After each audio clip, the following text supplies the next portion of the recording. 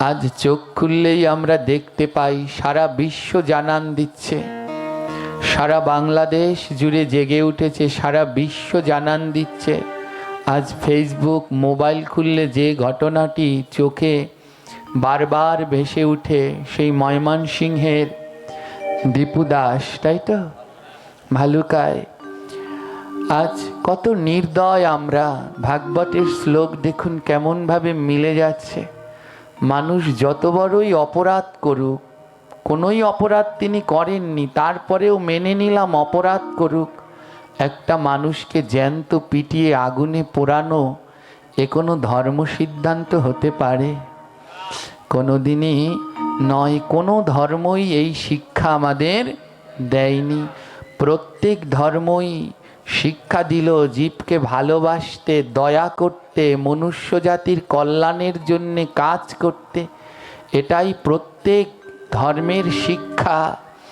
প্রত্যেক ধর্মই যে যার জায়গায় সঠিক অবস্থান আছে। আজ আমরা মনুষ্য জাতিরা নিজেদের মনের ভিতরের দয়া মায়া সব হারিয়ে ফেলেছি। মানুষ নামে জ্যান্ত পশুতে পরিণত হয়েছি। একটা মানুষ আরেকটা মানুষের কাছে এখন আর সুরক্ষিত নেই। কতটা নির্দয় হলে, কতটা দয়াহীন বোধশূন্য হলে এমন ঘটনা সম্ভব?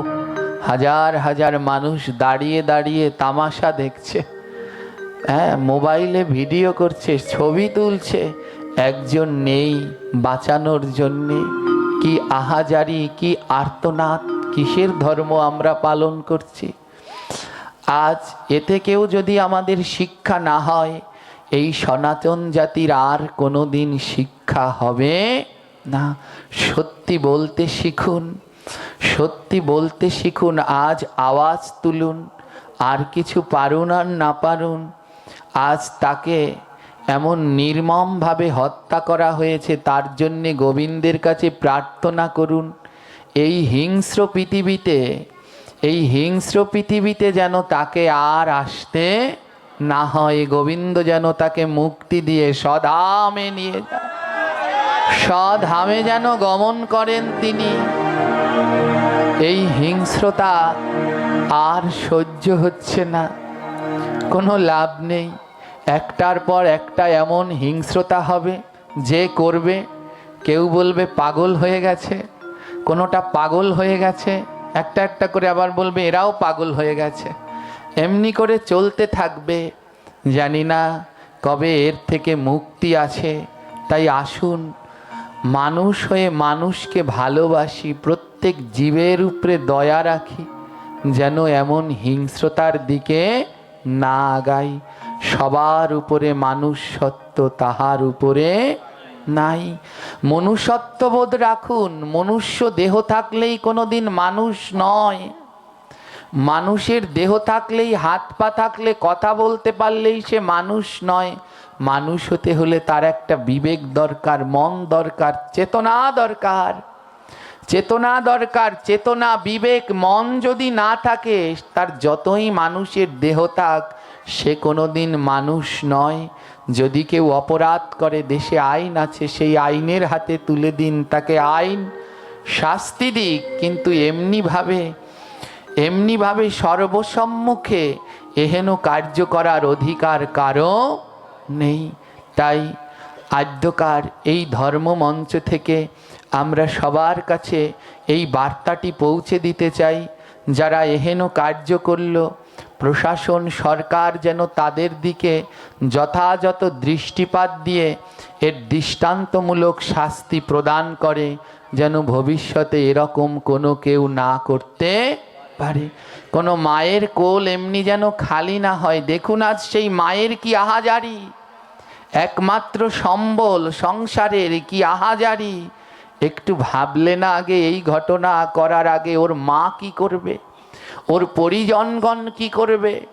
একটু সেই চেতনাবোধ আমাদের হলো না। এটা তো কোনো ধর্ম শিখায় না। তাই আসুন, স্ব ধর্মে মহিমান্বিত হই এবং সবার প্রতি সবাই দয়া রাখি, ভালোবাসা রাখি, মিলেমিশে থাকি। আগের সেই গানটা শুনি, আগে কি সুন্দর দিন কাটাইতাম, গ্রামের নওজুয়ান হিন্দু মুসলমান মিলা সব ভাউলা গান আর জারি গান শুনতাম। এগুলো এখন শুধু গানের পাতায় লেখা, এ আর বোধহয় সত্যি হওয়া সম্ভব নয়। কিন্তু আমার প্রার্থনা আমরা সবাই এই দেশে মিলে মিশে একসাথে কাঁধে কাঁধ মিলিয়ে চলতে চাই। এমন হিংস্রতা আমরা চাই না। কেউ কারো ধর্মের নামে অবমাননা করুক, এ কোনো ধর্ম, এ হিন্দু ধর্ম যদি কোনো সনাতনী এটা করে তাহলে সেও স্বধর্মের মধ্যে পড়ে না। সনাতন ধর্ম অন্য কোনো ধর্মকে অবমাননা করা, হিংসা করা শিখায় না। সনাতন ধর্ম দয়া, জীবে দয়া নামে রুচি, বৈষ্ণব সেবন, ইহা বিনা ধর্ম নাই শুনো সনাতন। এ ধর্ম দয়া শিখায়, শুধু মানুষের উপরে নয়, প্রত্যেকটা জীবের উপরে। এ ধর্ম কোনো জীবকে হত্যা করতে শিখায় না। এ ধর্ম কোনো মারামারি রক্তপাত শিখায় না। তাই আদ্যকার সবার কাছে অনুরোধ রইল, আসুন স্ব জায়গায় থেকে স্ব ধর্ম পালন করি, এই হানাহানি ভেদাভেদ বন্ধ করি, যে যার ধর্ম পালন করি, মিলে মিশে সুন্দর একটা বাংলাদেশ গড়ি। এই প্রার্থনা আজ এই আসর থেকে আমরা রাখি। জয় নিতাই। আদ্যকার এই কলিজীব এ ভাগবতের লক্ষণ বললেন, তস্মিল উদ্ধা দুরাচারা, সব দুরাচারে ভরে গেছে, সদাচার আর নেই। নির্দয়া, কোনো মনের ভিতরে দয়া মায়া নেই। গোবিন্দকে পেতে হলে মা দয়ার দরকার আছে। যদি দয়াটা মনের ভিতরে না থাকে কোনোদিন গোবিন্দ পাওয়া সম্ভব নয়। হ্যাঁ, ওই যে কালকে বলেছিলাম, এই ভগবানকে পেতে হলে এই দেহটা হলো একটা জমি। আগে দীক্ষা নয়, আগে গুরু কাছে গিয়ে দীক্ষা নয়, আগে শিক্ষা গ্রহণ করো। এই দেহটা একটা জমি। শিক্ষা গুরু জপের মালা ধরিয়ে দিচ্ছেন, ওই নাম জপ করো। নাম জপ করলে কি হয়, এই দেহটা চাষ হয়ে যায়। ফসল ফলাতে হলে আগে জমিকে চাষ দিতে হবে, জল দিতে হবে, সার দিতে হবে। তারপর যদি তাতে বীজ লাগায় তাহলে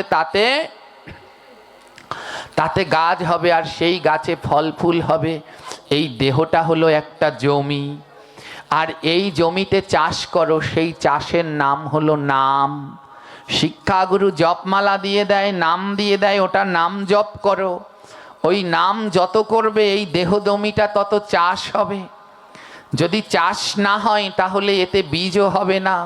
দীক্ষাগুরু কানে বীজ মন্ত্র দেয়, ওটা বীজ। বলে জমি যদি ভালোভাবে চাষ না হয় তাহলে তাতে বীজ লাগালেও কোনো কাজ হবে না। তাই আগে নাম করো। এখনো অনেকে এখানে জপ করেন না, মালা জপ করেন না। যারা এখনো জপ করেন না, সকলের চরণে অনুরোধ রইল, অনতিবিলম্বে আপনারা জপ করুন, নাম করুন, এই দেহ জমিকে চাষ করুন। যত নাম করবেন এই দেহ জমি তত চাষ হবে।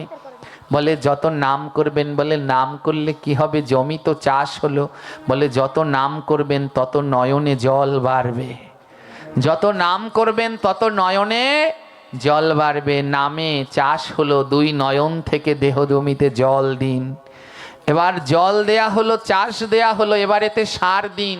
বলে সার কি, যেদিন দুই নয়নে জল ঝরবে সেদিন বুঝবেন সাধু সঙ্গের কি মাহাত্ম্য। ছোটবেলায় আমি ঠাকুমার সাথে নাম কীর্তন শুনতে যেতাম, তো গিয়ে অবাক হয়ে বসে থাকতাম। দেখতাম ওই নামের আসরে সবাই কাঁদে, একজন আরেকজনকে জড়িয়ে ধরে, নয়ন থেকে জল ঝরে, কাঁদে। ঠাকুমাকে জিজ্ঞেস করতাম, ঠাকুমা কেউ ব্যথা পেলে কাঁদে, কারো মনে দুঃখ থাকলে কাঁদে, কিন্তু ওই নাম কীর্তনের আসরে গিয়ে তোমরা কাঁদো কেন, অমন বুকে জড়িয়ে ধরো কেন? তখন আমার ঠাকুমা বলল, যেদিন তুমি এটা বুঝতে পারবে সেদিন তোমারও ওই নাম আসরে গেলে নয়নে জল ঝরবে। সেদিন ওই নামের আসরে গেলে তোমারও নয়নে জল ঝরবে। আদ্যকার যখন এই নামের ভিতরে রুচি হবে তখন নয়নে জল ঝরবে, আর যখন নয়নে জল ঝরবে তখন হৃদয়ে প্রেম আসবে। আর প্রেম আসলে বুঝতে পারবেন সাধুসঙ্গ ভক্ত সঙ্গের কি মহিমা। নামে চাষ দিলেন, নয়নের জল দিলেন, এবার এই দেহ জমিটায় সার দিন। বলে সার কি? সার হলো ভক্তের চরণ ধুলি, সার হলো ভক্তের চরণ ধুলি। নামে চাষ হলো, নয়নের জল দিলেন, আর ভক্তের চরণ ধুলি হলো সার। ওমা সঠিক পরিমাণে জমিতে যদি সার দেয়া যায় তাহলে ভালো ফসল পাওয়া যায়। আজ এই ভক্তের চরণ ধুলি হলো সার। এই তিনটি জিনিস আগে গ্রহণ করুন। জমি চাষ করুন, জল দিন, সার দিন, তারপরে দীক্ষাগুরুর কাছে যান। তখন দীক্ষাগুরু কানে বীজ দিয়ে দেবে। আর দেহ জমি যদি প্রস্তুতযুক্ত হয় তাহলে তাতে বীজ দিলে সেই বীজে গাছ হবে, ফল ফুল হবে, নচেত নয়, নচেত নয়।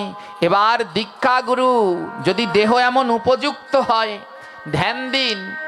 এখানে যদি জিজ্ঞেস করি দীক্ষা নিয়েছেন, সবাই হাত তুলে দেবেন দীক্ষা নিয়েছি, কিন্তু কি লাভ? দীক্ষা নিয়ে তার কর্মগুলো করা হলো না, হলো না। আজ সারাদিন অনেকটা মনের ভিতরে একটি দুঃখ। এখানে অনেকজন আজ নাম নিয়েছে, তাদের ভিতরে দেখলাম অনেকের পূর্ব গুরুদেব আছে। জিজ্ঞেস করছি তোমার পূর্ব গুরুদেবের মন্ত্র কি? দেখি 1 মিনিটের মধ্যে তাদের মন্ত্র স্মরণ করা হয়ে যায়। আমরা যখন মন্ত্র স্মরণ করতে বসি 15 মিনিট 20 মিনিট লেগে যায়, আর দেখি তারা 1 মিনিটের মধ্যে মন্ত্র স্মরণ সম্পন্ন। হ্যাঁ, একজনকে সাহস করে বললাম তুমি একটু বলো তো, মাথায় নিলাম অপরাধ, একটু বলো কি মন্ত্র। জানেন যা বলল, না আছে কোনো শাস্ত্রে, না আছে কোনো গ্রন্থে। ওই সরল সহজ শিষ্যগুলো গুরুর উপরে বিশ্বাস রেখে সেই ভুল মন্ত্রগুলোই জপ করে যাচ্ছে। ওনাদের কোনো দোষ নেই, কারণ ওনারা তো সত্যজ্ঞানে গুরুবাক্য বিশ্বাস করে বসে আছে।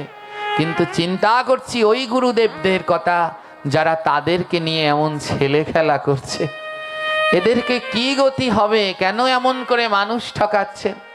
আজ সারা বাংলাদেশ জুড়ে প্রতিযোগিতা শুরু হয়েছে, শিষ্য বাড়ানোর প্রতিযোগিতা। যে কত শিষ্য বাড়িয়ে যেতে পারে, শিষ্য হয় অনেক, কিন্তু ভক্ত আর তৈরি করা হলো না। তাই আসুন একটু ভক্ত তৈরির দিকে চেষ্টা করুন, একটু তাদের প্রসাদী সদাচারী বানানোর চেষ্টা করুন। কানে একটা মন্ত্র দিয়ে রেখে গেলাম, আর কোনো খোঁজ খবর নেই। কানে দেয় হিসফিস, বছর বছর চান্দা দিস। ওই কানে একটা কি হিসফিস করে বলে গেল, আর গুরু শিষ্যের সেটা মনে নেই।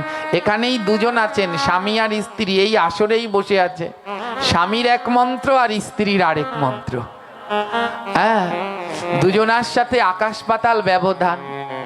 এই আসরেই তারা এখনো বসে আছেন। কি অবস্থা মন্ত্র দেয়ার! হ্যাঁ, এমন যদি হয় কি করে এর গতি হবে বলুন? তাই এমন যেন না হয় কানে হিসপিস দিয়ে কি একটা হিসপিস করে গুরুদেব বলে গেল, আর শিষ্যটা খুলেও দেখলো না, পড়েও দেখলো না, আর বছর বছর গুরুদেব এসে বলে বাৎসরিক অনুষ্ঠান চান্দাটা দিস। তাহলে এই শিষ্যেরও গতি নাই, গুরুরও গতি নাই। লোভী গুরু কামি চেলা দুজনাই নরকে গেলা। হ্যাঁ, দুজনেরই নরকে যেতে হবে। ধ্যান দিন, এই দেহ জমিটাকে প্রস্তুত করুন। নাম, চাষ, নয়নের জল, জল, সাধুগুরু বৈষ্ণবের ধুলা, সার, তিনটি জিনিস দিলে দেহ জমি উপযুক্ত হয়। তারপরে শ্রী দীক্ষা গুরুর কাছ থেকে কানে বীজ নিতে হয়। ওই বীজে তখন গাছ জ্বালায়, ওই বীজে তখন গাছ জ্বালায়, এর আগে নয়। দীক্ষা নিয়ে নিলাম কিন্তু এখনো মালা জপ করা হচ্ছে না, নাম জপ হচ্ছে না, ও দীক্ষায় আর কাজ হয় না মা। তাই সবার চরণে অনুরোধ রইল, ও মন্ত্রে পার হতে পারবেন কি পারবেন না আমি জানি না, কিন্তু কেউ যদি হরে কৃষ্ণ মহামন্ত্র জপ করে অনায়াসে আমার গোবিন্দ তাকে ভব নদী পার করে। তাই সবাই আসুন, জপের দিকে লক্ষ্য দেই, জপ বাড়াই, আরো সবাই জপ করি। বড় আনন্দ লাগে যখন দেখি আপনারা এই পাঠ শেষে পাঠ শেষে জপের মালা নিয়ে যাচ্ছে। এই কালকে এক বাবাজি বলছে, বাবা আমি জপ করতে চাই। হ্যাঁ, তিনি যেরকম তার নামে অনেক শুনেছি, কিন্তু যখন শুনলাম তিনিও জপ করতে চায় তখন বড় আনন্দ লাগছে। আজ সবাই জপের দিকে আগান। গুরুদেব যখন এই দেহ জমিতে বীজ দিবে তখন সেই বীজে গাছ হবে। আর এই দেহ জমিতে গুরুদেবের বীজে যে গাছ হয় সেই গাছে 8টা ফুল হয়। কয়টা ফুল? এই 8টা ফুল গোবিন্দকে না দিলে গোবিন্দকে পাওয়া যায় না। সেই 8টা ফুল কি? অহিংসা প্রথমাম পুষ্পম, দ্বিতীয় ইন্দ্রিয় নিগ্রহম, তৃতীয় দয়া পুষ্পম, ক্ষমা পুষ্পম, চতুর্থকম তপ পুষ্পম, ধ্যান পুষ্পম, জ্ঞান পুষ্পম, তেষাপ্তকম, সত্যৈব চৈব অষ্টমাম পুষ্পম, এবে তুষ্টম জনার্দনম।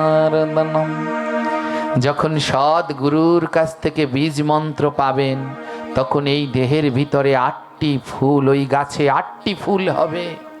তার প্রথম ফুলটির নাম অহিংসা প্রথমম পুষ্পম। এটা দেহ গাছে ফুটবে মা। অহিংসা প্রথমম পুষ্পম, কাউকে হিংসা করা যাবে। গোবিন্দকে পেতে হলে প্রথম যেই পুষ্পটা দিতে হবে তার নাম অহিংসা। কাউকে হিংসা করো না। দেখুন, এই ফুলটাই তো আমাদের দেয়া হলো না। মনের ভিতর থেকে আমাদের হিংসাই দূর হলো না। বলে অন্য জায়গায় হিংসা থাকে থাকুক, কিন্তু ধর্মস্থানে যেন হিংসা না থাকে। কেমন কলিকাল আসলো, সব থেকে বেশি হিংসা এখন ধর্মের মধ্যেই লেগে গেছে। ধর্মের মধ্যেই লেগে গেছে। দেখেছেন রামভদ্রাচার্যজি তিনি নির্দেশনা দিয়ে দিয়েছেন, কল্কি অবতার খুব তাড়াতাড়ি আসছে। দেখেছেন কি নির্দেশনা দিয়ে দিয়েছেন, কল্কি অবতার খুব তাড়াতাড়ি আসছে। যে হারে অনাচার বাড়ছে, হ্যাঁ, যে হারে অনাচার বেড়ে চলেছে, হানাহানি ভেদাভেদ বেড়ে চলেছে, এবার তার আসার বোধহয় প্রায় সময় হয়ে গেছে। হ্যাঁ, তাই প্রথম গোবিন্দকে পাওয়ার জন্য যেই পুষ্প তার নাম অহিংসা, কারো সাথে হিংসা নয়। দ্বিতীয় ইন্দ্রিয় নিগ্রহম, তৃতীয় দয়া পুষ্পম। গোবিন্দকে পাওয়ার তৃতীয় ফুলটার নাম হলো দয়া। আর কবে হবে? এই হৃদয় মাজারে আর কবে দয়া হবে? আর তো দয়ার অনুভব হলো না। এমন কঠিনতর এই পৃথিবী, এই সমাজ দেখে আজ কারো উপরে কারো দয়া নেই। মহাপ্রভু বললেন জীবে দয়া, জীবকে দয়া তো ভুলেই গেছি। আজ মানুষের উপরে মানুষেরই দয়া। ভাই ভাইকে একটুখানি জায়গার জন্য খুন করে দিচ্ছে। কেমন কলিযুগে আমরা বাস করছি।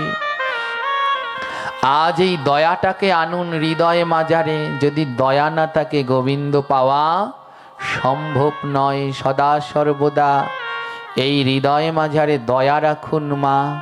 যখন এই দয়া না থাকবে, মন সরল না হবে, তাহলে কোনোদিন গোবিন্দ পাওয়া যায় না। ঠাকুর মহাশয় তার ভজনের ভিতরে লিখেছেন, সরল করিয়া মন গৌরাঙ্গের গুণ গাও গাও পুন, গৌরাঙ্গের গুণ সরল করিয়া মন। মহাপ্রভুর গুণগান যদি গাইতে চাও তাহলে আগে মনটাকে সরল করো।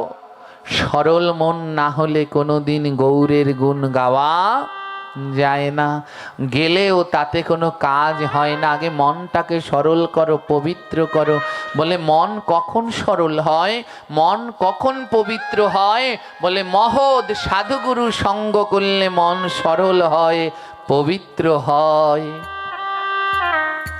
মহতের কাছে যাও, মহতের কাছে যাও। যখন জিজ্ঞেস সনাতন গোস্বামীকে মহাপ্রভু বললেন বৈষ্ণব সেবন। তখন প্রশ্ন উঠলেন বৈষ্ণব কাকে বলে মানব?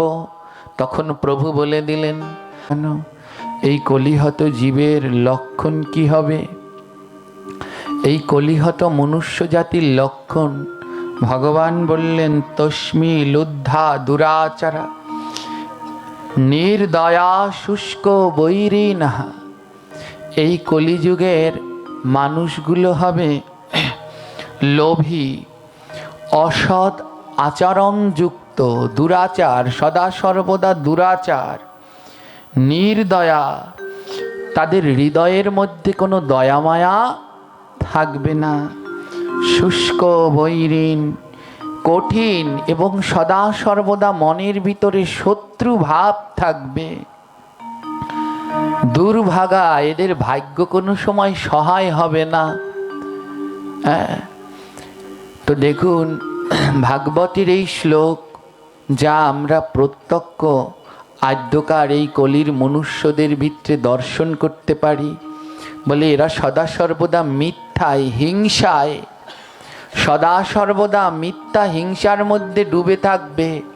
আর সেই মিথ্যা হিংসাকে আশ্রয় করে তাদের মনের ভিতরে আর দয়া বলতে কোনো বস্তু থাকবে না।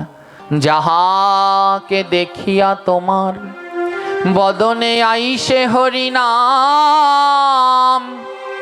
তাহারে জানিও তুমি বৈষ্ণব প্রধান। হে ভক্ত, যার বদনের দিকে তাকালে পরে, যার বদনের দিকে তাকালে পরেই মন বলে উঠে হরে কৃষ্ণ, যার বদনের দিকে তাকালে পরে মন বলে উঠে রাধে রাধে, বলে তাকেই বৈষ্ণব জ্ঞান করো, তাকেই মহাত্মা জ্ঞান করো। যাহারে দেখিয়া বদনে আইসে হরি নাম, তার সঙ্গ করো। যার বদন দর্শন করলেই মন কৃষ্ণ নামে আনন্দিত হয়ে ওঠে, তার সঙ্গ করো, মন পবিত্র হবে। আর মন যদি পবিত্র না হয় কোনোদিন গোবিন্দ পাওয়া যায় না। তাই মনটাকে পবিত্র করে নাম করো। মন যদি পবিত্র না হয় কোনোদিন গোবিন্দ কৃপা, গৌর কৃপা সম্ভব নয়। তাই আজ দেখুন ব্রজভাবে শ্রীমতী রাধারানী, শ্রীমতী রাধারানী সখীগণের প্রেম ভালোবাসা দেখুন কত নিখুঁত। আজও সেই ব্রজভাব, সেই রাধা গোবিন্দের মধুর অমৃত গোপীগণের সেই ত্যাগ বিরহ লীলা আজও জগজ্জীব কি ভুলেছে? আজও জগজ্জীব ভোলেনি। যতদিনে চন্দ্র সূর্যগণ আছে বৃন্দাবনের প্রত্যেকটি গোপী, প্রত্যেকটি জীবের কথা জগজ্জীব আলোচনা করবেন। এই মধুরামৃত কথা হৃদয়ে লালন করবেন। উদ্ধব কৃষ্ণ সেজে যখন ব্রজে গেলেন, সবাই চিনে নিলেন যে সাজা কৃষ্ণ, আসল কৃষ্ণ নয়, আসল কৃষ্ণ নয়। আজ সে কি বিরহ! আমরা সদা সর্বদা অন্যের দোষ দেখি। বলে অন্যের দোষ নয়, এ জগতে যত পারো নিজের দোষের সন্ধান করো। বলে গোবিন্দ পাওয়ার প্রথম পন্থা কি জানো? গোবিন্দ পাওয়ার প্রথম পন্থা হলো আত্মদোষ অনুসন্ধান করা। ভগবানকে পাওয়ার প্রথম যে উপায় সেটা হলো নিজের দোষকে অনুসন্ধান করা। অন্যের দোষ দেখা সব থেকে বড় দোষ। অন্যের দোষ নয়, নিজের দোষগুলোকে খুঁজে বের করুন। নিজের দোষগুলোকে যদি বের করা যায় মা, তাহলে এ জগতে গোবিন্দ কৃপা সম্ভব। আজ ভগবান শ্রীকৃষ্ণ আমার ব্রজ ছেড়ে, বৃন্দাবন ছেড়ে চলে গেছে, 100 বছর হয়ে গেল। সখীগণ সবাই মিলে আজ একত্রিত হলেন, ব্রজের সবাই, গোপীগণ, সখীগণ, ব্রজবাসীগণ, পক্ষীগণ সবাই আজ একত্রিত হয়েছে। রাধারানী সবাইকে ডেকেছে, সবাইকে ডেকে বলছে, দেখ 100 বছর কৃষ্ণ ছাড়া আর থাকতে পারছি না, আর এ প্রাণ ধরে রাখতে পারছি না।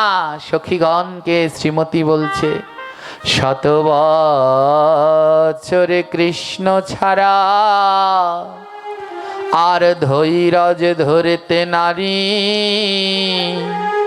মনে চায় প্রাণের সখী এখনই দেহ ত্যাগ করি। ওরে আমার প্রাণের সখী, শত বছর ধরে আমি কৃষ্ণ ছাড়া আর ধৈর্য ধরতে পারছি না, মনে চায় আমি এখনই প্রাণ ত্যাগ করব। আবার কি বলছে জানেন? মরিব মরিব সখী নিশ্চয়ই মরিব, কানু হেন গুণ নিধি কারে দিয়া যাব। আরে আমি যদি মরেই যাই, আমার কৃষ্ণকে এমন করে কে ভালোবাসবে? আমার কৃষ্ণকে কেউ তো ভালোবাসার থাকবে না, এহেন কানুকে আমি কার কাছে রেখে যাব? রাধারানী দশম দশায়, বিরহ দশায় আজ প্রাণ ত্যাগ করবে বলে সিদ্ধান্ত নিলেন। সখীগণ বললেন, এমনটা যদি হয় রে ললিতা, যদি রাধারানী দেহ ত্যাগ করেন, কৃষ্ণ আর কোনোদিন ব্রজে আসবে না। যেমন করে হোক রাধারানীকে, যেমন করে হোক রাধারানীকে জিয়ে রাখতে হবে, তিনি যেন কোনো পর্যায়ে প্রাণপাত না করেন। আজ সখীগণ সবাই রাধারানীকে ভোলাবার জন্যে একজন আরেকজনের কথা বলছেন। মা যশোদা বলে, রাধে তোমার কোনো দোষ নেই, দোষ হলো আমার। আমার দোষে কৃষ্ণ বৃন্দাবন ছেড়ে চলে গেছে, এর জন্যে তারা ব্রজবাসী। নিজের দোষ খোঁজে, আর আমরা অন্যের দোষ খুঁজি, নিজের দোষ খুঁজি না। মা যশোদা বললেন, কৃষ্ণ আমার দোষে বৃন্দাবন ত্যাগ করেছে। রাধারানী বললেন, মা তুমি কি দোষ করেছো? মা যশোদা বলে, যখন কানাই ননি খেতে যেত না, আমি ওর কান মলে দিতাম, ভগবানের কান মলে দিয়েছি, তাই তো কৃষ্ণ আমার রাগ হয়ে বৃন্দাবন ছেড়ে চলে গেছে। সুবল বলে, না না যশোদা মা, তোমার জন্যে নয়, কৃষ্ণ আমার জন্যে চলে গেছে। বলে, তুই কি করেছিস সুবল? বলে, যখন আমি তো কৃষ্ণের সাথে সব সময় শয়নে যেতাম, ঘুমাতাম, আমার গোবিন্দের শয়ন সঙ্গী হতেন সদা সর্বদা সুবল সখা। বলে, আমি কৃষ্ণের সাথে তো একসাথে একই বিছানায় শায়িত হতাম। যখন আমি গোবিন্দের পাশে ঘুমাতাম, মাঝে মাঝে কি করতাম যেন, আমার পা দুটো গোবিন্দের গায়ে তুলে দিতাম। ভগবানের গায়ে পা তুলে দিলে ভগবান কি আর থাকে? হ্যাঁ, আমি কৃষ্ণের গায়ে চরণ তুলে দিয়েছি তো, তাই কৃষ্ণ বৃন্দাবন ছেড়ে চলে গেছে। শ্রীরাম বলে, সুবল ভুলে গেছিস, ভুলে গেছিস সেদিনের কথা। সুবল প্রতিদিন গোবিন্দের পাশে শয়নে যেতেন মা, আর কি করতেন জানেন? গোবিন্দকে জড়িয়ে ধরে গোবিন্দের গায়ের উপরে একটি চরণ দিয়ে তারপরে ঘুমাতেন। যেদিন সুবল জানতে পারল কৃষ্ণ স্বয়ং ভগবান, সেদিন আর সুবল ওই ভগবানের সাথে একই বিছানায় শুলেন, কিন্তু দূরত্ব, মধ্যখানে একটা বড় ফাঁকা জায়গা। বলে, কৃষ্ণের গায়ে যদি পা লেগে যায়, তাহলে আমার তো আর গতি হবে না। যেদিন জানতে পারলেন কৃষ্ণ ভগবান, সেদিন আর কৃষ্ণের গায়ে চরণ দিতে গেলেন না, অনেকটা ফাঁকা রেখে একই বিছানায় শুলেন, দুজন দু প্রান্তে। সুবলের নয়নে জল, আহারে কতদিন ধরে কৃষ্ণের গায়ের উপরে চরণ রেখে ঘুমিয়েছি, এই পাপের কি কোনো ক্ষমা হবে? একটু পরপর সুবল সখা ঘুম থেকে ঘুমাচ্ছে না, একটু পরপর উঠে উকি মেরে দেখছে কৃষ্ণ ঘুমালো কিনা। যখন কৃষ্ণের দিকে তাকায়, দেখে কৃষ্ণ ঘুমায় না, দুজন দুদিকে ফিরে আছে, একজনও ঘুমাচ্ছে না। সুবল জিজ্ঞেস করছে, একানাই প্রতিদিন তো কোন সকাল সকাল ঘুমিয়ে পড়িস, আজ কেন ঘুমাচ্ছিস না ভাই? ভগবান বলছে, সুবল সখা, আমার ঘুমের ওষুধ না খেলে ঘুম আসে না, ঘুমের ওষুধ না খেলে ঘুম আসে না। সুবল সখা বলছে, তুইও ঘুমের ওষুধ খাস, তা আজ কেন খাসনি? তোর ঘুমের ওষুধ কি বল, আমি এনে দিচ্ছি, নে খেয়ে ঘুমিয়ে পড়। ভগবান বললেন, শোন সুবল সখা, এ জগতে ভক্ত যেমন ভগবানের চরণ ধুলা ভালোবাসে, ভগবানও ভক্তের চরণ ধুলা ভালোবাসে। ও সুবল, তুই যখন প্রতিদিন আমায় জড়িয়ে ধরে আমার গায়ের উপরে একটা চরণ দিয়ে ঘুমাস, ওই চরণের ধুলাই আমার কাছে ঘুমের ঔষধ। আমি নিভৃতে ভক্তের চরণ ধরে ঘুমিয়ে পড়ি। আজ আর তুই আমায় জড়িয়ে ধরলি না সুবল। ও সুবল, তুই কি জানিস না আমি ভক্ত বড় ভালোবাসি? তুই আর আজ আমায় জড়িয়ে ধরলি না, তাই আমার ঘুম পাচ্ছে না, আমার বড় কষ্ট হচ্ছে। যেই না বললেন ভগবান আমার বড় কষ্ট হচ্ছে, সঙ্গে সঙ্গে সুবল গিয়ে গোবিন্দকে জড়িয়ে ধরে গায়ের উপরে একটা চরণ তুলে দিল। এক পাশে দাঁড়িয়ে বলল, মহাজন, আরে সুবল, আবার তো চরণ তুলে দিলে। সুবল সখা বলে, আমি চরণ তুলে দিলে আমার পাপ হবে, আমার পাপ হলে আমি নরকে যাব, আর আমার চরণ পেলে যদি আমার গোবিন্দের ঘুম আসে, আনন্দ হয়, তবে আমার গোবিন্দ আনন্দে থাক, আমি নরকে যাই যাব, আমার প্রভুর যেন কষ্ট না হয়।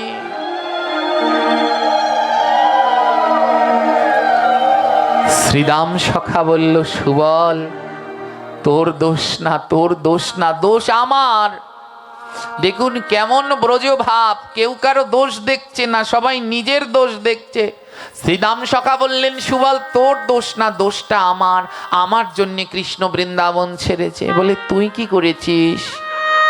শ্রীরাম বলে, যখন কৃষ্ণ গোষ্ঠে যেত, কৃষ্ণকে আহার করানোর দায়িত্বটা ছিল আমার। কৃষ্ণের জন্যে আমি বন থেকে ফলমূল কুড়িয়ে আনতাম, আর কৃষ্ণ সেই ফলমূল সেবা করত।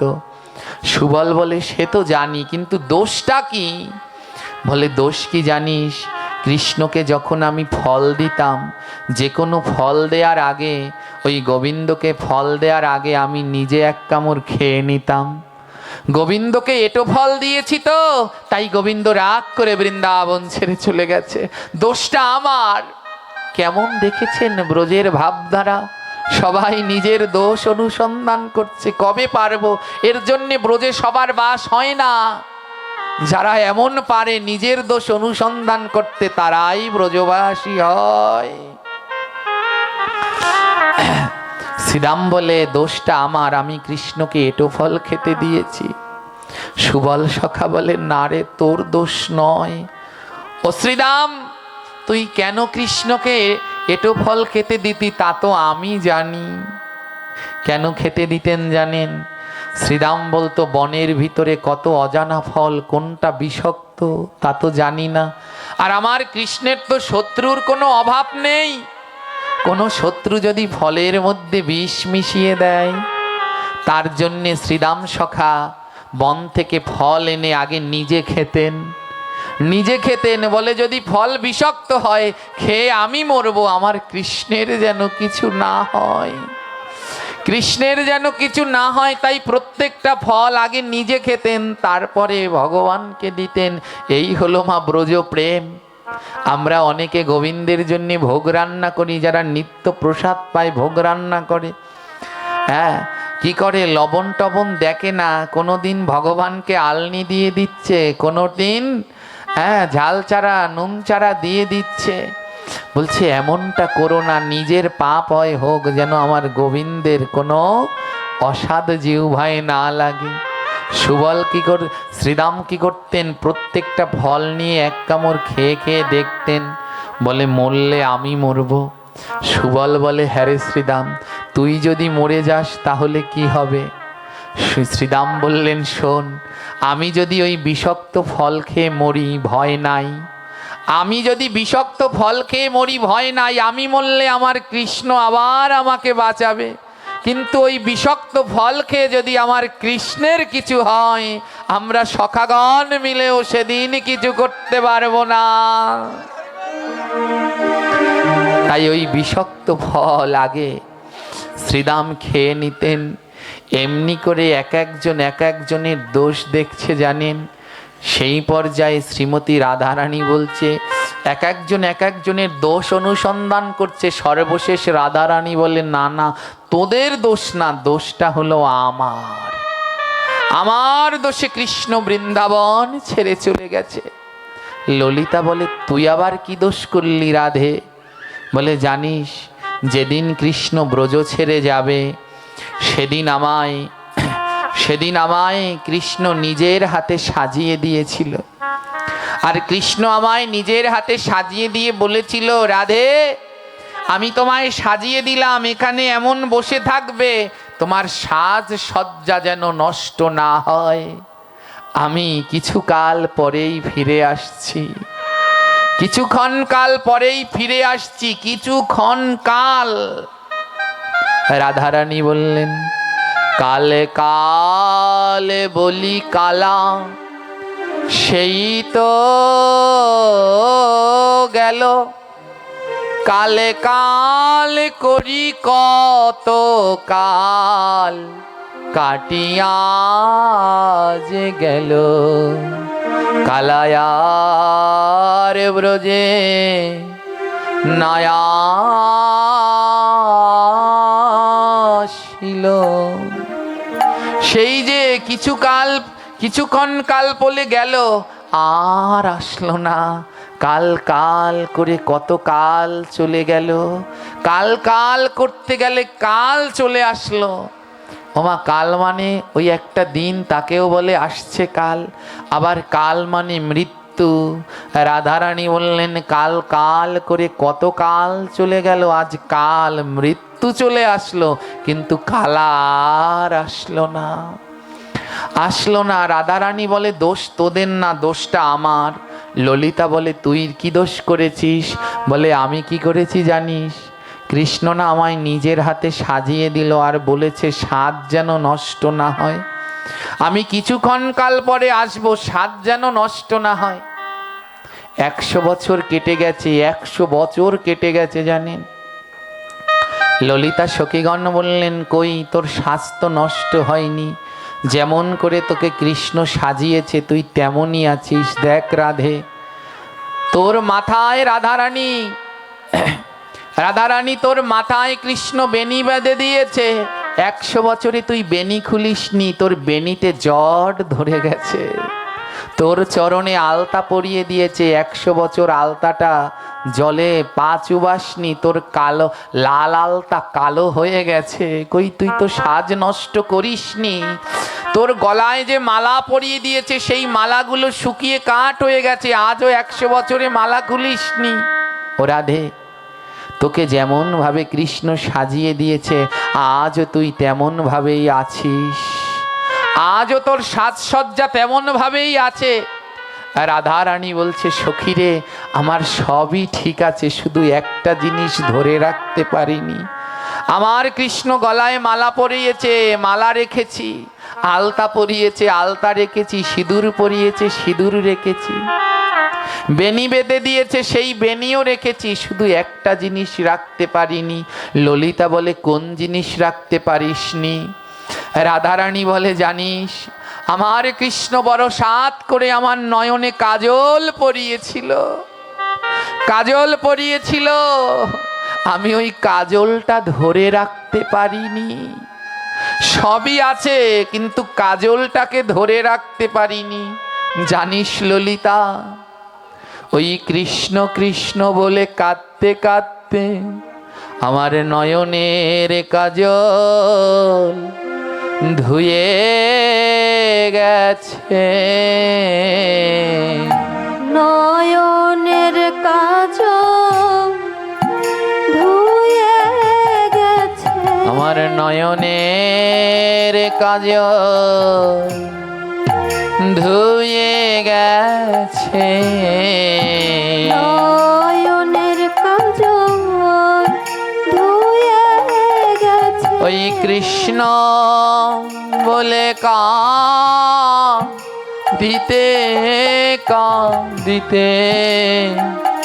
আমার নয়নের কাজল ধুয়ে গেছে। কৃষ্ণ বলে কাঁদিতে কাঁদিতে হরি বল হরি বল। নয়নের কাজল ধুয়ে গেছে। দোষটা কি বের করলেন দেখেছেন? এই হলো আমার রাধারানীর প্রেম। বলে আমি সবই পেরেছি, ওই নয়নের কাজলটাকে ধরে রাখতে পারিনি রে। কৃষ্ণ বলে কাঁদতে কাঁদতে আমার নয়নের কাজল ধুয়ে গেছে। আমার শ্যামসুন্দর কালো বড় ভালোবাসে তো, তাই কালো রংটা ধরে রাখতে পারিনি, তাই কৃষ্ণ আমার আর বোঝে আসলো না রে। দোষ তোদের নয়, দোষ আমার। ললিতাদি সখীগণ রাধারানীর চরণে লুটিয়ে পড়লেন। ওরে ওরে রাধে, এমন প্রেম কোথায় পেলি? এমন প্রেম কোথায় পেলি? বলে বলে না সখী,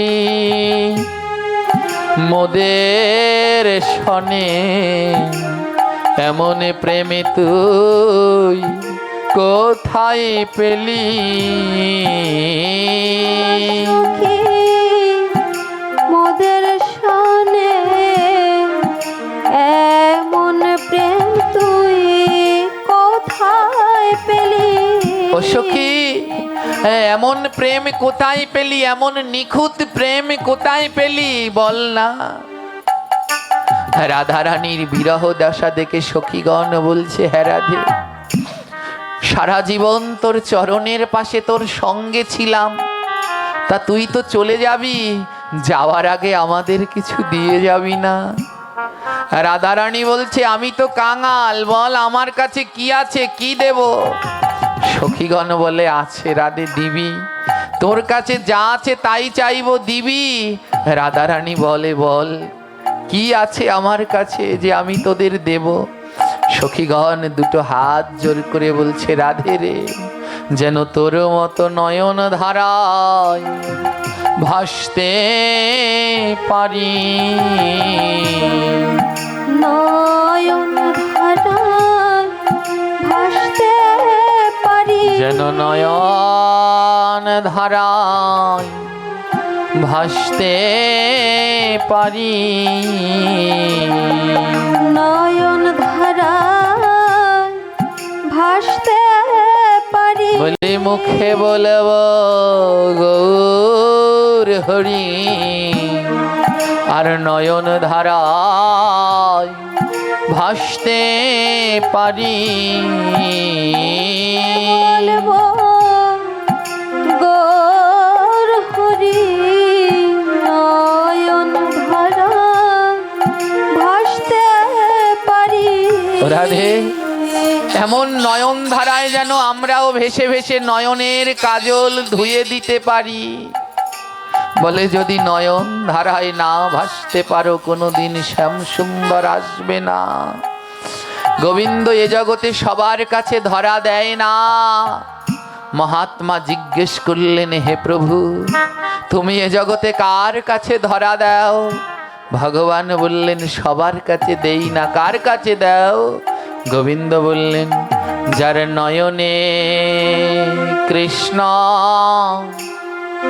নামের ধারা, নয়নে কৃষ্ণ নামের ধারা, যার নয়নে কৃষ্ণ নামের ধারা,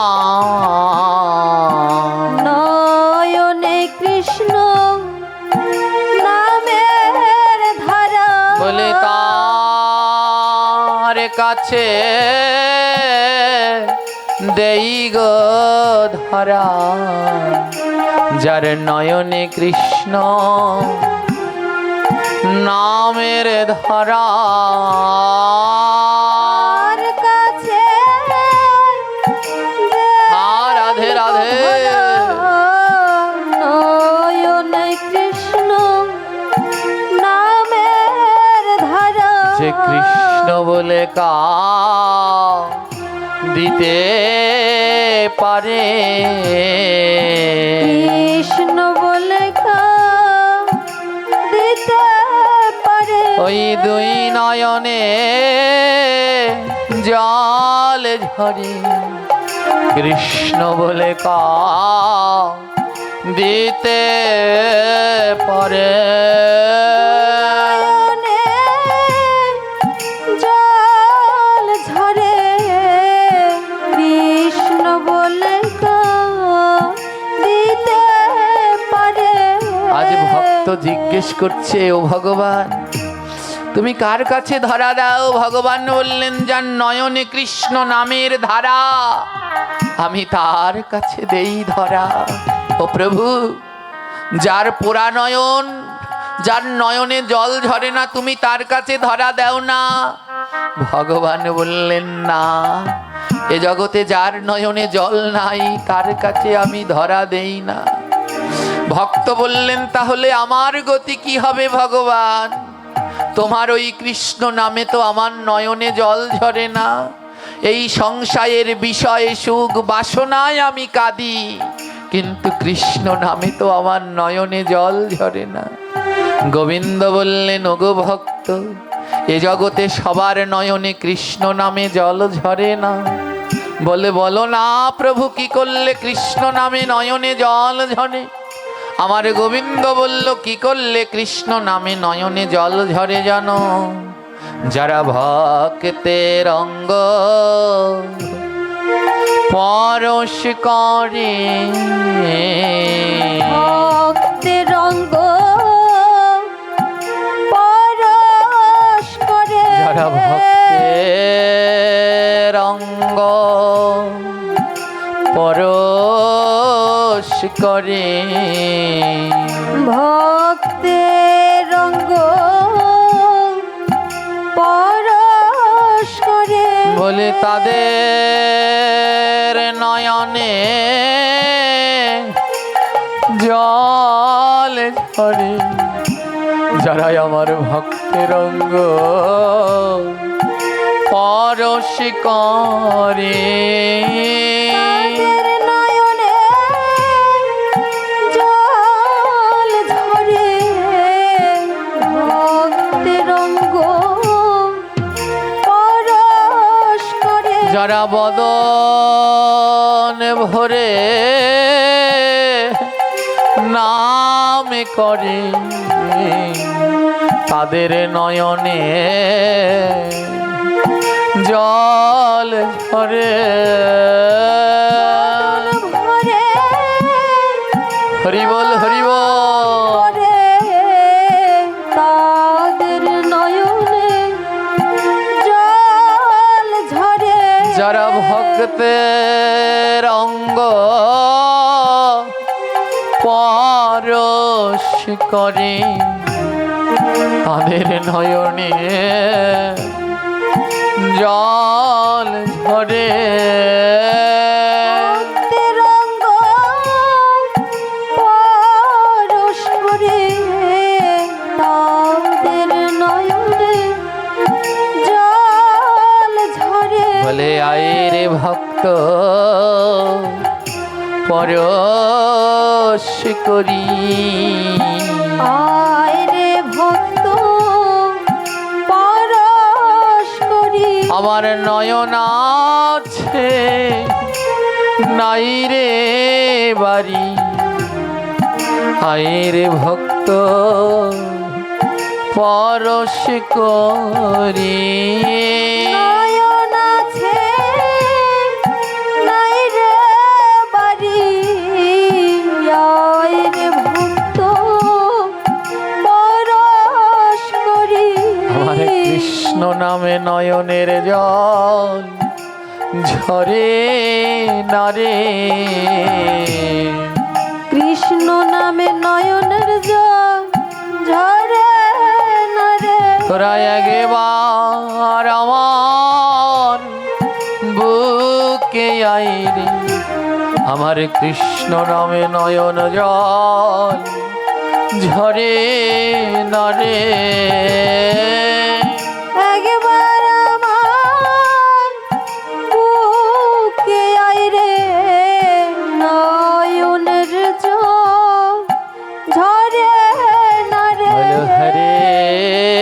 কৃষ্ণ হরে কৃষ্ণ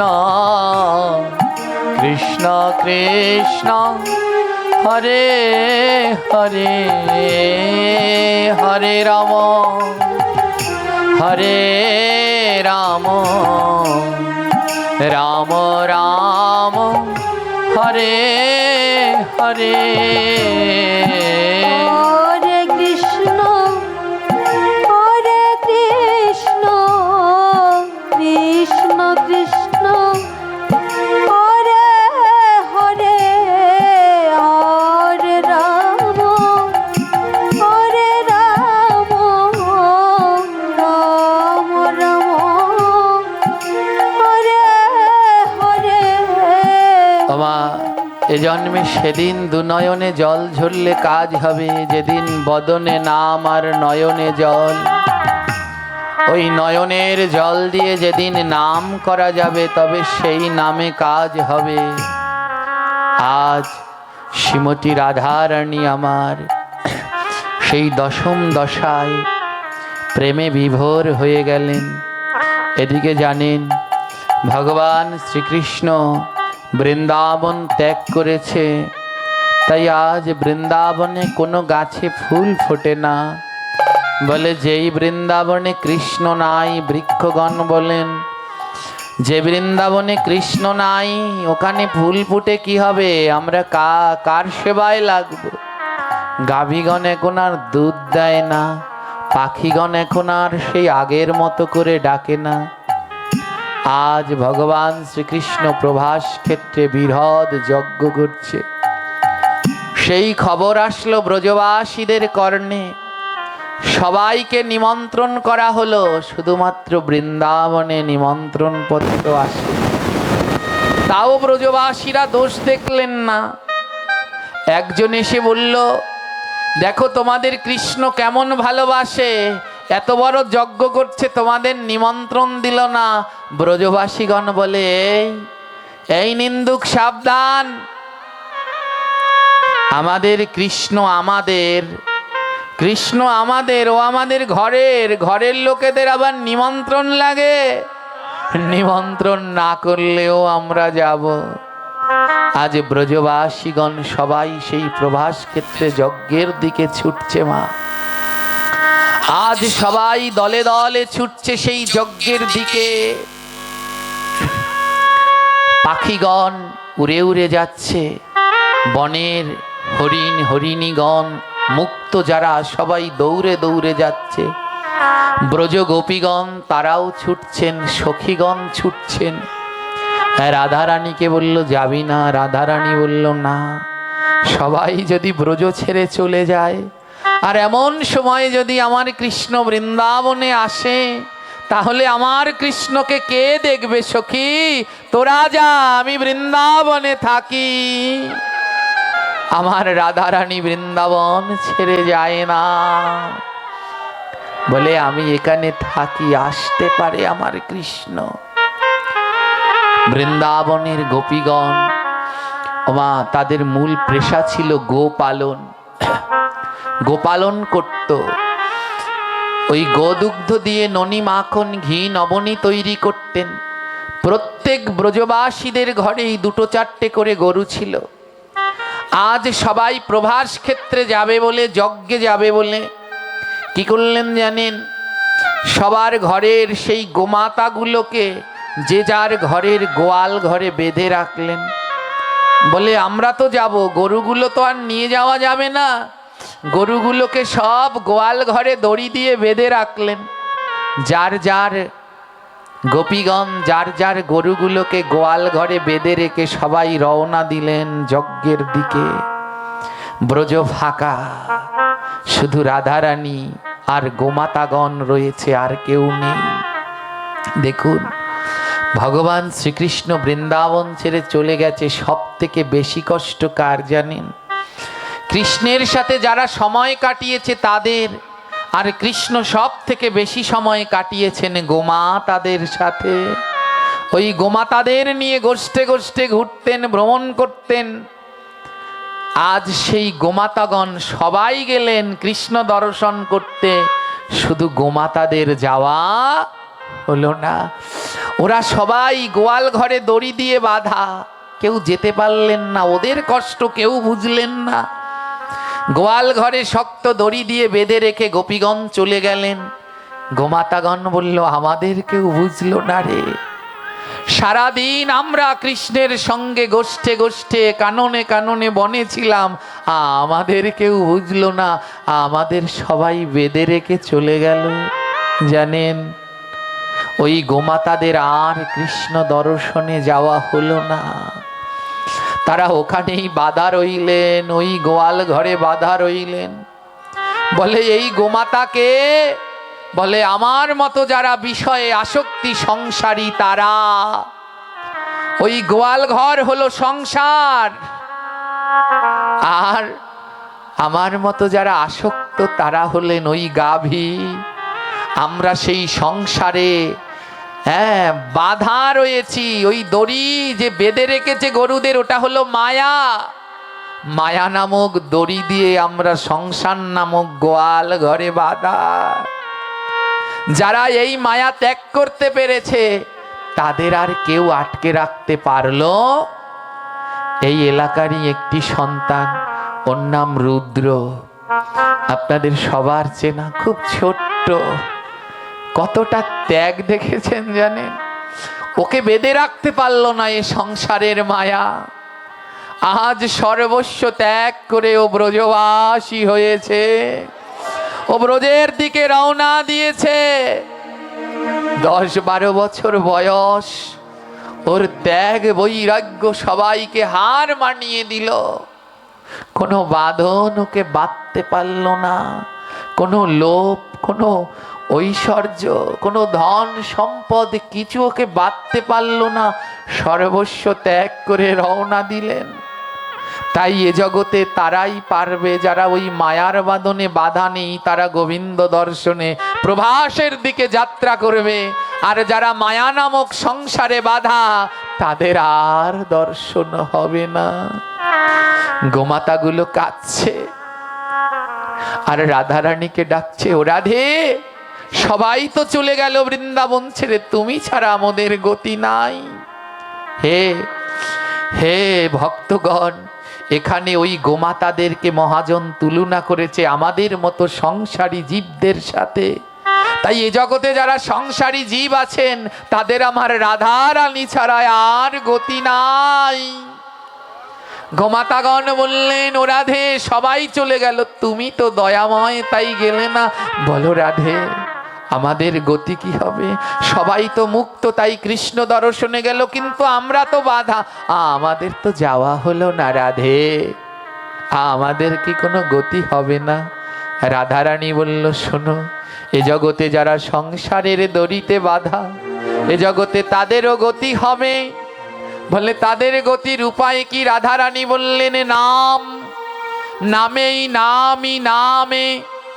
বলে, নাম যদি করতে পারো, নামই তোমার কাছে নেমে আসবে। তাই হে গোমাতাগণ, তোমরা বদন ভরে নাম করো, বদন ভরে নাম করো। বলি ডাকার মতো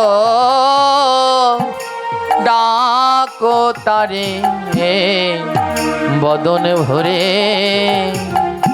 নাম করে। ডাকার মতো ডাকো তারে, বদন ভরে নাম করে। বলে, যারা আমরা এই সংসার নামক দড়িতে বাঁধা, এদের মুক্তির উপায় হলো নাম। তাই নামকে আশ্রয় করুন মা, আশ্রয় করিয়া ভজে তারে কৃষ্ণ নাহি ত্যাজে, আর সব মরে অকারণ।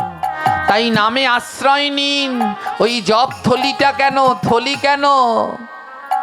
বলে, মা সন্তান নিরাপদ যতক্ষণ তার মাতৃথলির মধ্যে থাকে। মা ততক্ষণ পর্যন্ত তাকে ওর মধ্যে নিরাপদে রাখে, এ জগতে ভক্ত নিরাপদ যতক্ষণ পর্যন্ত তার হাতে মালার তলি থাকে, আমার গোবিন্দ তাকে রক্ষা করে রাখে। ডাকো ডাকো তোমরা, বদন ভরে ডাকো। হরে কৃষ্ণ কৃষ্ণ কৃষ্ণ কৃষ্ণ হরে হরে,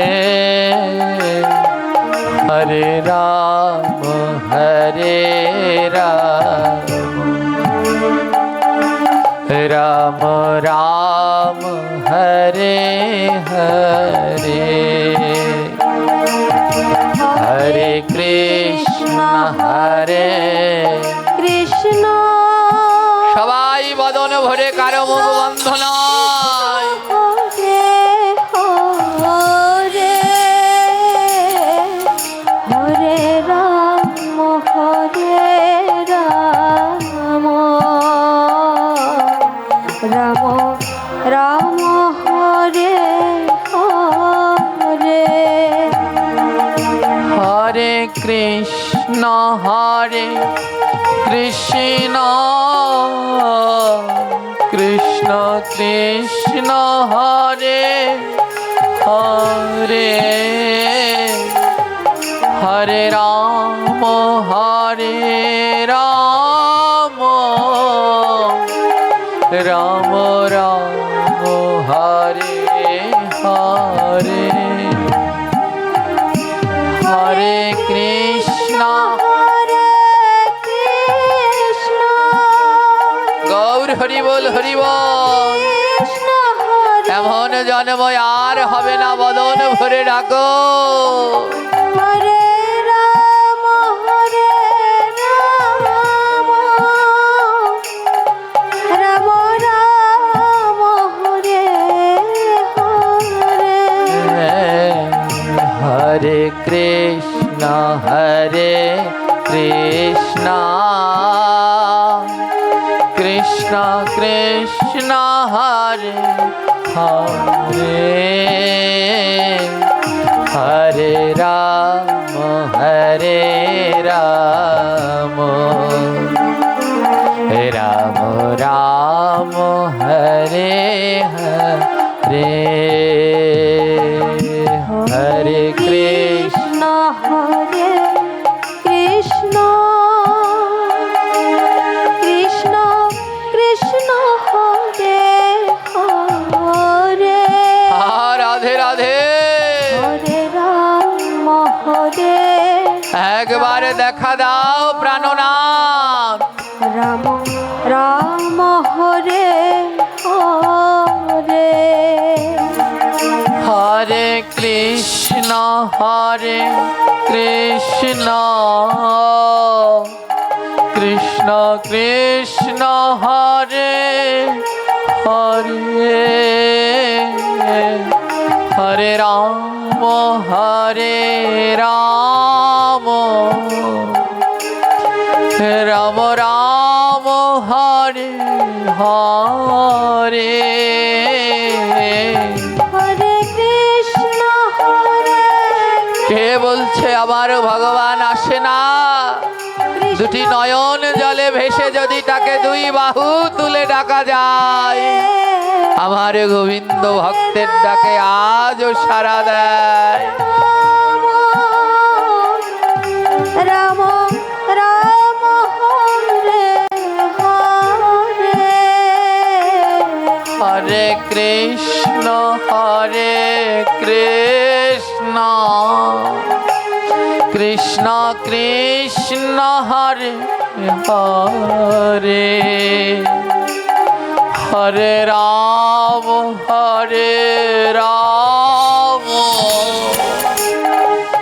রাম রাম হরে হরে,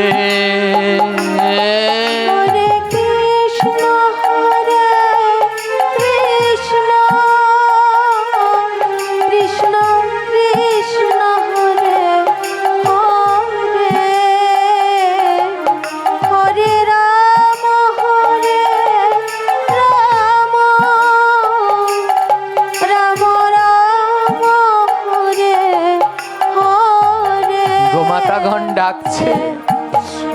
রাধারানী বলছে ডেকে যাও। বলে কতটা ডাকলে কৃষ্ণ আসবে? ওই দুই নয়নের জল দিয়ে ডেকে যাও।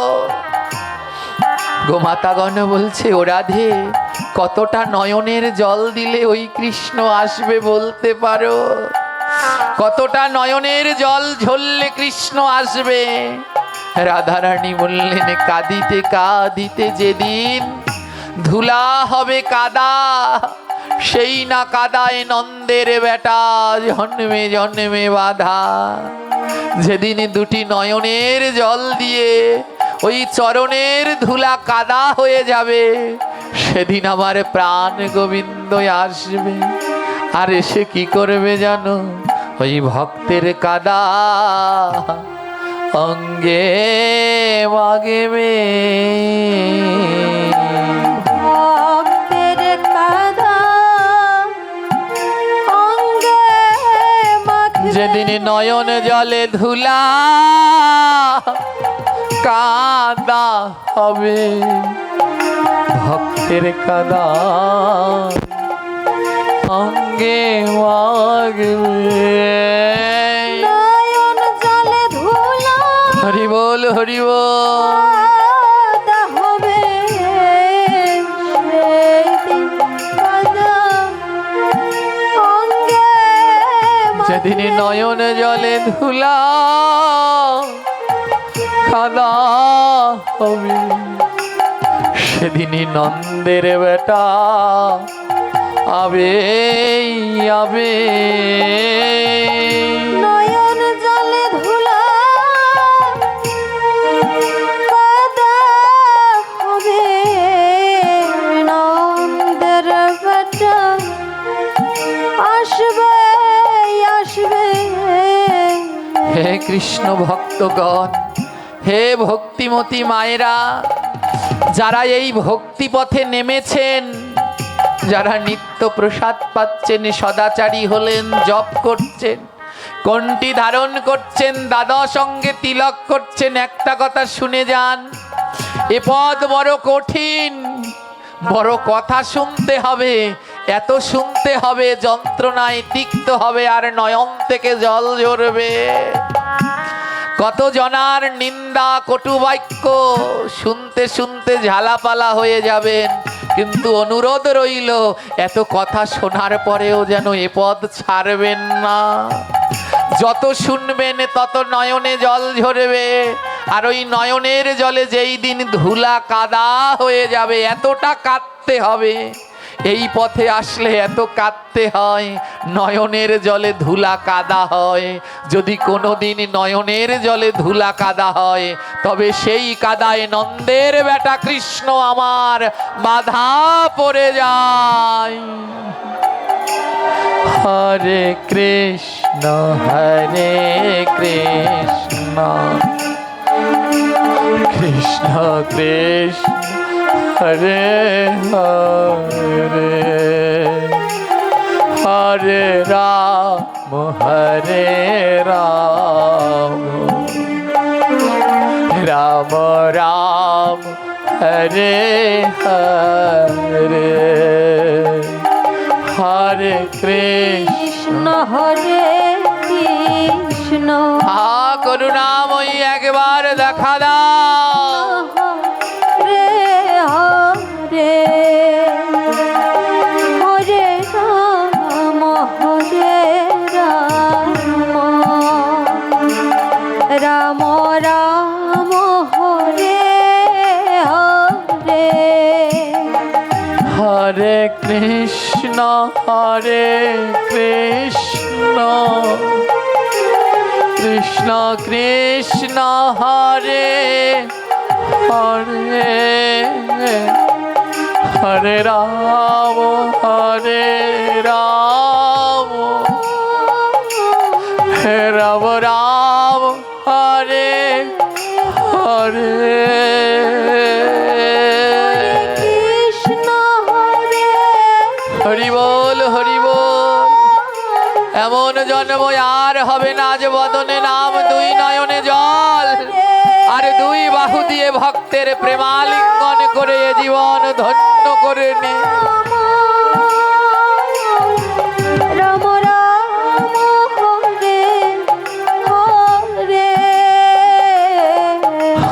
কৃষ্ণ হরে কৃষ্ণ কৃষ্ণ কৃষ্ণ হরে হরে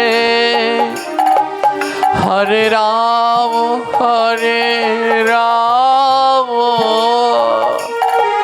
রাম রাম হরে হরে হরে কৃষ্ণ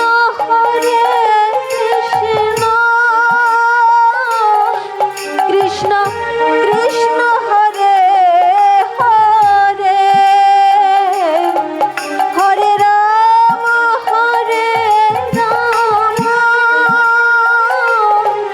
রাম রাম হরে হরে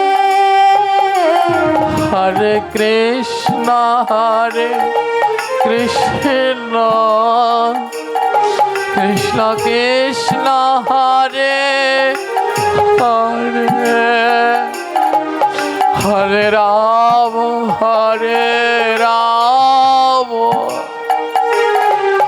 রাম রাম হরে হরে হরে কৃষ্ণ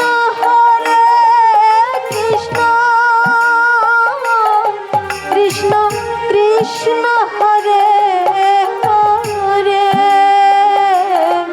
হরে রাম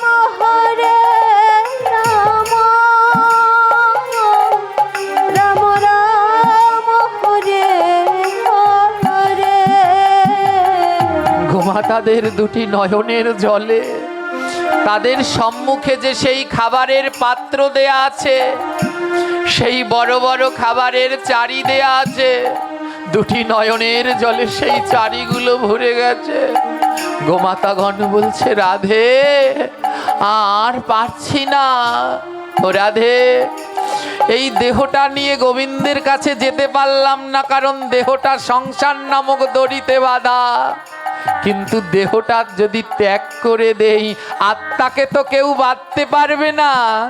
রাধে, গোমাতাগণ বললেন, আমরা সবাই দেহ ত্যাগ করব, দড়ি দিয়ে বাঁধা, তাই বলে যেতে পারছি না। কিন্তু যদি দেহ ত্যাগ করি, আমাদের আত্মা গোবিন্দের কাছে চলে যাবে।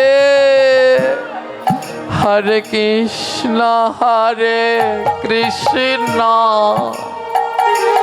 কৃষ্ণ কৃষ্ণ হরে হরে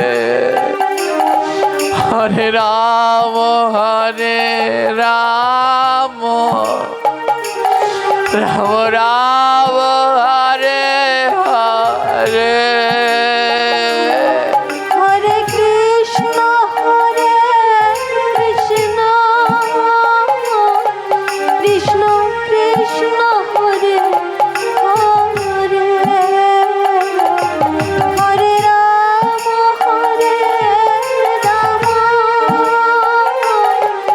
রাম রাম হরে হরে।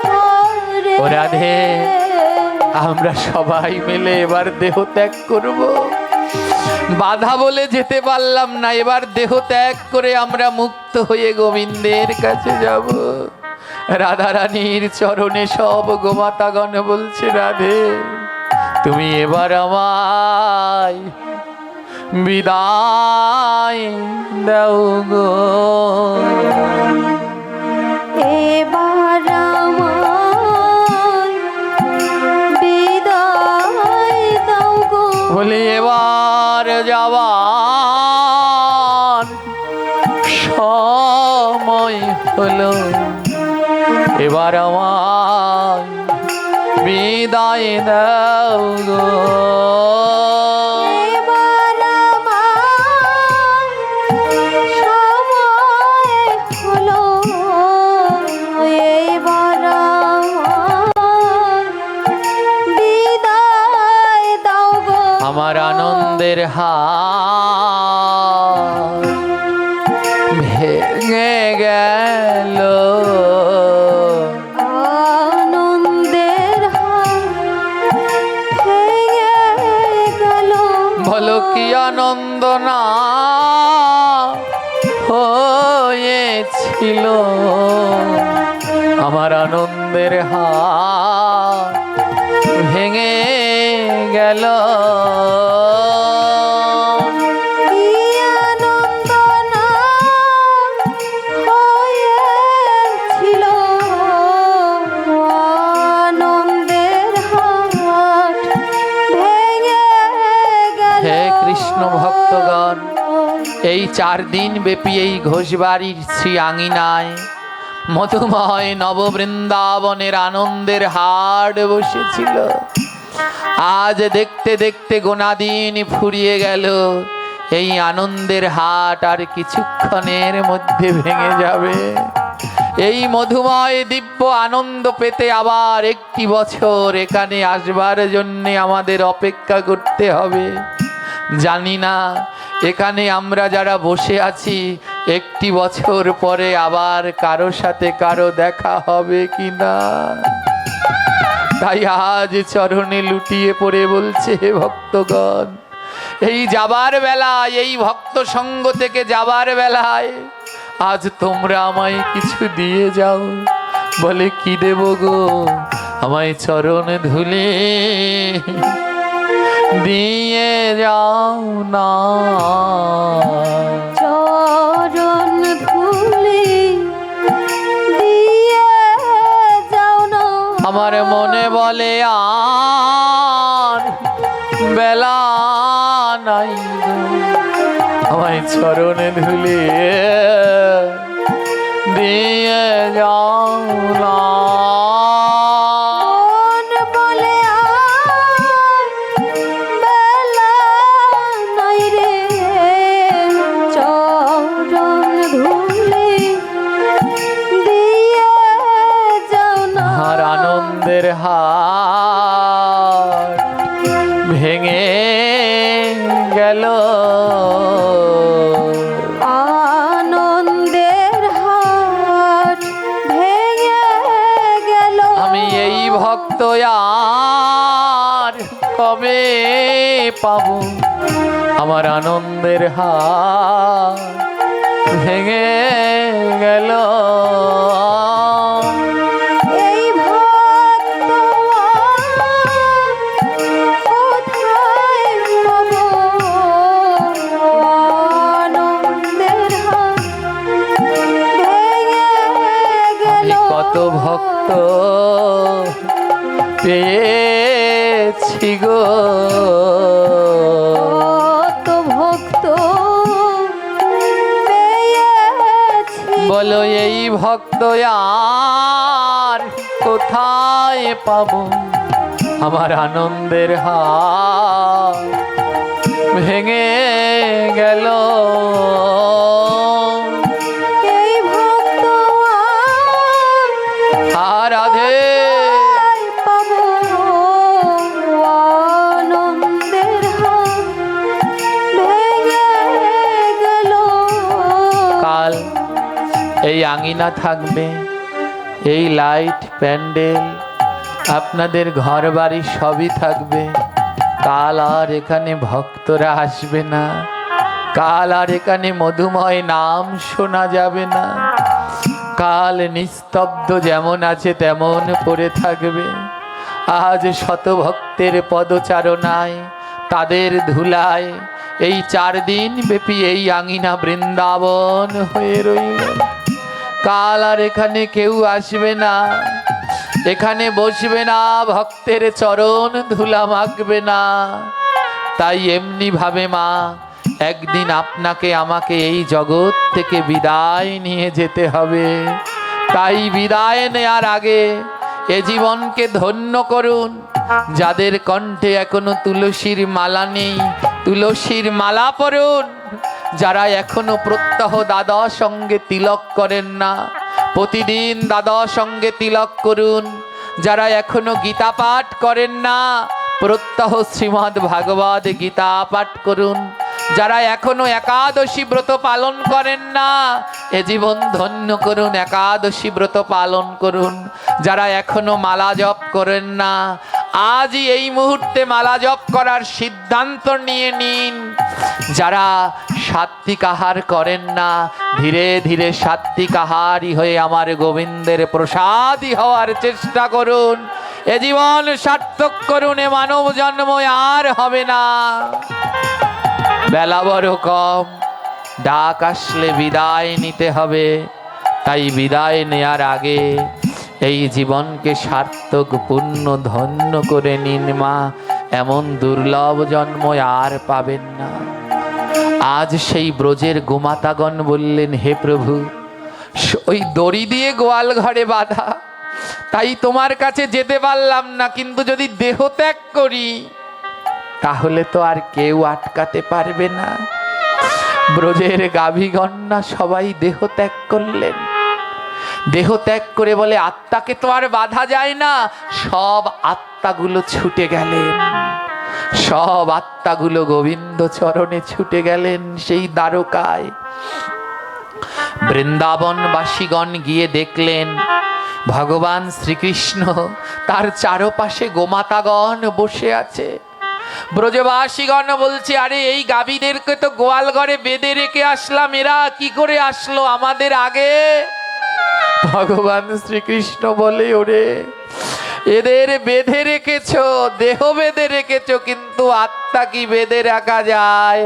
ওরা দেহ ত্যাগ করে আত্মা নিয়ে আমার কাছে ছুটে এসেছে। এই হলো ব্রজ প্রেম মা। দেহ ত্যাগ করে আত্মা নিয়ে ছুটে গেছে। জানেন, সেদিন থেকে আর বৃন্দাবনে কোনো গোমাতাদের দড়ি দিয়ে বাঁধা হয় না। আজও বৃন্দাবনে গেলে দেখবেন হাজার হাজার লক্ষ লক্ষ গোমাতাগণ ঘুরে বেড়াচ্ছে, কিন্তু কোনো গোমাতার গলায় দড়ি নেই। বলে, বেঁধো না, বাঁধলে গোবিন্দের কাছে যাওয়া যায় না, আমাদের দড়ি দ্বারা বেঁধো না। তাই আজও বৃন্দাবনে সেই গোমাতাগণ উন্মুক্ত থাকে, তাদের কেউ দড়ি দিয়ে বাঁধে না, আবদ্ধ করে না। তাই এই সংসার নামক দড়িতে বাধা পড়ে আমাদের আর এমন কৃষ্ণ ভজন করা হলো না। তাই আসুন, এই সংসার নামক দড়িতে বাধা থাকলেও গোবিন্দ পাওয়া যায়। এই সংসার নামক দড়িতে বাধা থাকলে যা দিয়ে গোবিন্দ পাওয়া যায় তার নাম হলো নাম। তাই এখনো যারা নামের আশ্রয় করেননি, অচিরেই তারা নামের আশ্রয় করুন। সবাই জপ মালা গ্রহণ করে মালায় জপ করুন, একাদশী ব্রত পালন করুন। জয় নিতাই। আজ গোপীগণ গোমাতাগণ বললেন, ভগবান শ্রীকৃষ্ণ বললেন, তোমরা আমায় এত ভালোবাসো, দেহ ত্যাগ করে চলে আসলে, বলো গোমাতাগণ তোমরা কি চাও, বলো কি চাও? গোমাতাগণ বললেন, হে কানাই, এ জগতে একই ব্যথার বেতি না হলে কোনোদিনই ব্যথা অনুভব করা যায় না।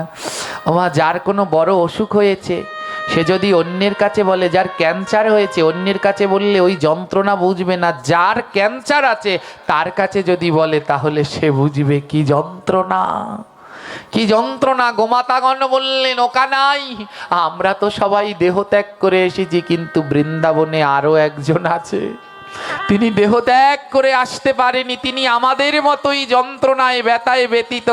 তিনি অন্য কেউ নয়, শ্রীমতী রাধারানী।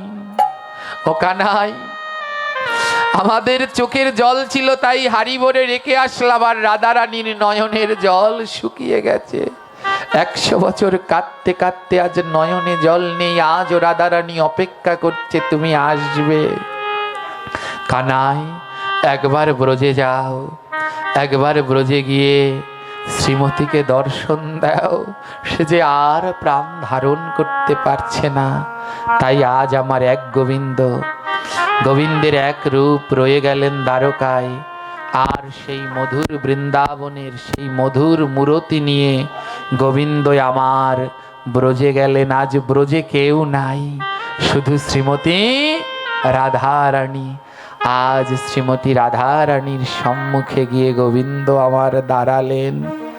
আজ রাধারানীর সম্মুখে গিয়ে গোবিন্দ আমার দাঁড়ালেন। রাধারানী গোবিন্দকে দেখে বলে উঠলেন, প্রভু, এতদিন ধরে তোমায় ডাকলাম, বহুদিন ধরে ডেকেছি, আজ বহুদিন পরে তুমি এসেছো।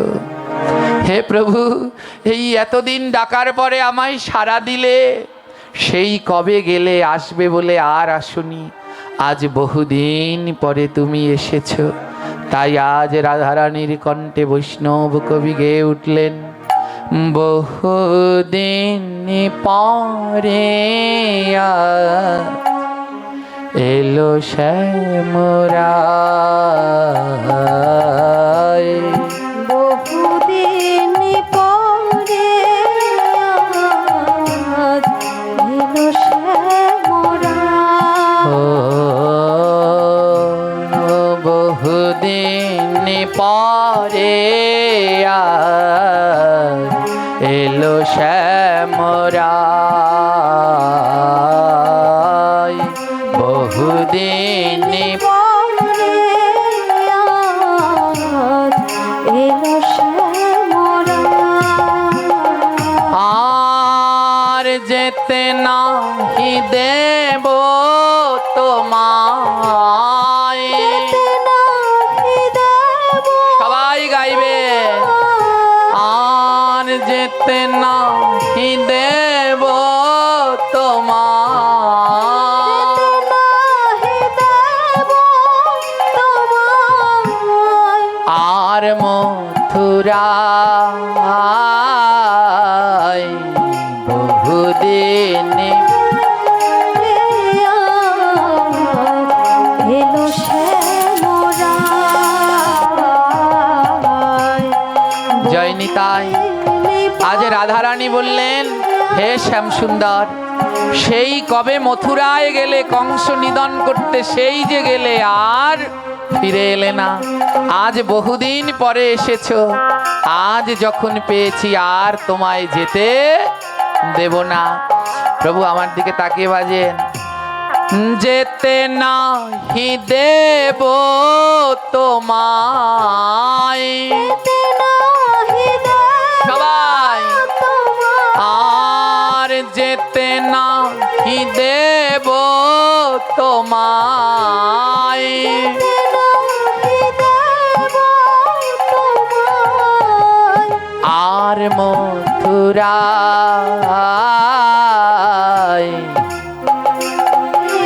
পরে আজ এলো শ্যামরায়।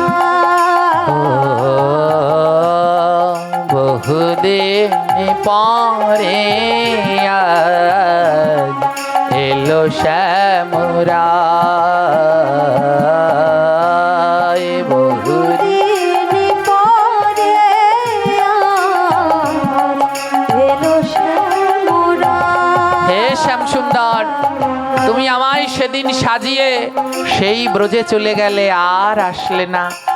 আজ আমি ছাড়া এই বৃন্দাবনে কেউ নেই। তাই আজ আমি কি করব জানো? মন ভরে সাজাইব, ভরে সাজাই সবাই মন ভর সাজাইব। ভরে সাজাইব। আজ নিরালায় বহুদিন। পরে সবাই বলো আরো জোরে, বহুদিন পরে আজ এলো শ্যামরায়। বহুদিন পরে আজ এলো শ্যামরায়। আর ছেড়ে যেও না গো নাথ,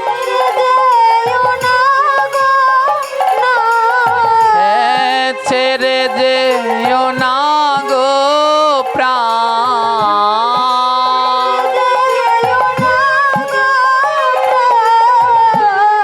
ধরি তব পায়।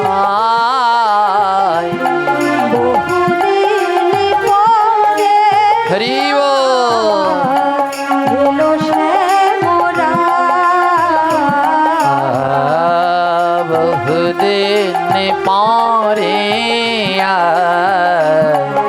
এলো শ্যামরায়। বহুদিন পরে এলো শ্যামরায়। হরে কৃষ্ণ কৃষ্ণ কৃষ্ণ হরে হরে, হরে রাম রাম রাম হরে হরে, হরে কৃষ্ণ হরে কৃষ্ণ, কৃষ্ণ কৃষ্ণ হরে হরে, রাধে রাম হরে রাম, রাম রাম হরে হরে। হরে কৃষ্ণ কৃষ্ণ কৃষ্ণ হরে হরে, হরে রাম রাম রাম হরে হরে, হরে কৃষ্ণ হরে কৃষ্ণ কৃষ্ণ কৃষ্ণ হরে হরে, হরে রাম রাম রাম হরে হরে, হরে কৃষ্ণ কৃষ্ণ কৃষ্ণ হরে হরে, হরে রাম রাম রাম হরে হরে। জয় নিতাই। এই গৃহের এক সন্তান ত্রিনাথ ঘোষ ভালোভাবে ইতালি পৌঁছেছেন, তাই আদ্যকার এই ভাগবত পাঠ এবং ভক্ত সেবার ব্যয়ভার তিনি গ্রহণ করেছেন। এই মহতি উদ্যোগ তিনি নিয়েছেন, সবাই তার জন্য আশীর্বাদ প্রার্থনা করবেন। তো জয় নিতাই। ত্রিনাথ ঘোষ তিনি সুন্দরভাবে ইতালি গিয়ে পৌঁছেছেন, আমাদের প্রার্থনা রইল প্রত্যেক বছরই যেন তিনি এমনি করে এই ভাগবতে অংশগ্রহণ করতে পারে। তাই আদ্যকার এবার আমরা সবাই সবার জন্য প্রার্থনা করব। এই 4 দিন ধরে এই ভাগবত হলো।